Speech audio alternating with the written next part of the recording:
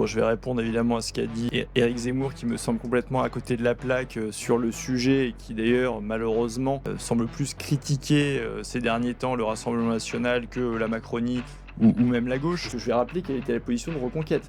Rappelez-vous du dernier budget qui était LR, c'était le budget de Michel Barnier. Il augmentait la dépense publique de près de 30 milliards d'euros et il augmentait la fiscalité, les taxes et impôts de 40 milliards d'euros. Quelle était la position de Reconquête? On ne censure pas Michel Barnier. Et donc si vous ne censurez pas Michel Barnier, ça veut dire que vous laissez passer ce budget qui était un budget socialiste. Donc en fait on a l'impression qu'ils veulent juste critiquer le RN pour critiquer le RN parce que le seul groupe politique présent à l'Assemblée nationale qui propose à la fois une baisse de la dépense publique et une baisse de la fiscalité, c'est le Rassemblement national. Donc je vois en fait beaucoup d'hypocrisie et finalement beaucoup de fébrilité. Ces gens-là, je sais pas, c'est parce qu'ils ont vu le dernier sondage Elab, que ce soit Marine Le Pen ou Jordan Bardella, on était donné entre 34 et 37,5%, donc forcément généralement on tire sur celui qui est en tête.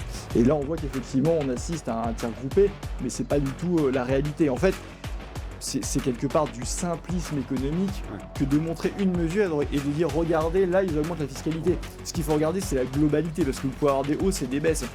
Ou sinon vous êtes dans un dogmatisme économique qui est pathétique. C'est comme si vous expliquiez qu'il n'y avait aucun poste où il fallait augmenter la dépense publique, alors que oui, il faut augmenter la dépense publique dans la défense, dans la justice, mais évidemment qu'il faut faire des économies bien plus grandes en face. Et ça peut être en fait la même chose sur la fiscalité.